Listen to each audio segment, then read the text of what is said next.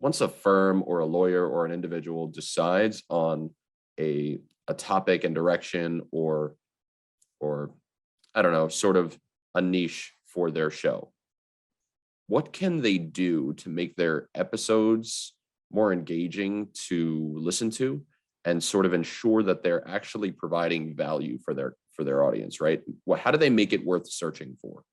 So step one is definitely figuring out why you're doing it. What are we up to? Because I do think lawyers, they gravitate toward the idea of making something where they're just talking about them, but they have to remember they're not the hero of the story. People are not there to hear about the lawyer.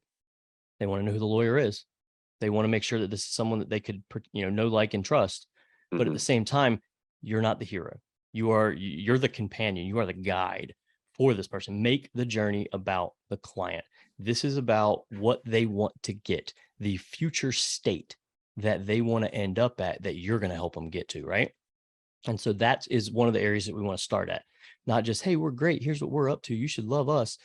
And make a show that has content that speaks to those things. So if, again, a lot of my clients are injury attorneys, and they do this very well. They're creating something that answers those questions. So think about that first. So that is the angle. You, depending on what you're doing, make sure you know what the show is going to be about, and that it's going to serve your end listener and cause an action at the back end of that that's going to be the action that you want. And then how do we make it good? Now that can be a little more difficult, because I will have legal marketers talk to me and they'll say, okay, how do I, because I'll say, one of the things I see when I audit podcasts that are existing and companies come to me and say, how can you help us? I'll listen. And sometimes the mics are really bad. They're using like a Yeti in a conference room and everyone's talking into the same mic. And sometimes they are just disjointed. Every episode's about something different in the firm. One's about employment, one's about tax. And you're like, what, who could listen to this? But more often than not, it's just super boring. It'll be an attorney sitting down at a microphone reading a document. That's not a podcast. Like, no one came to hear you monologue a document that you are reading. And so then attorneys will immediately say, well, how do I make my attorneys less boring? That sounds like a job in and of itself.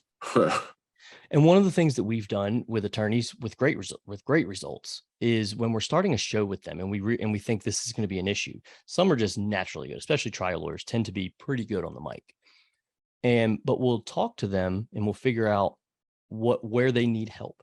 And one of the mindset strategies that we employ, we've started calling it Cocktail Party Podcast. So instead of showing up with your lawyer voice on, and this is what Chair Gensler, no one wants to hear that. Your mom will listen because she loves you, but no one else wants to hear that. And so what I tell people is, think about this. When you're going to sit down at the microphone, let's think about it like this. You're actually going into a cocktail party. It's a networking event. You grab a drink, you see a colleague in the corner. New legislation came down this morning and you have opinions on it. You get over there, you start talking. Your voice is raising. You're animated, you're gesticulating.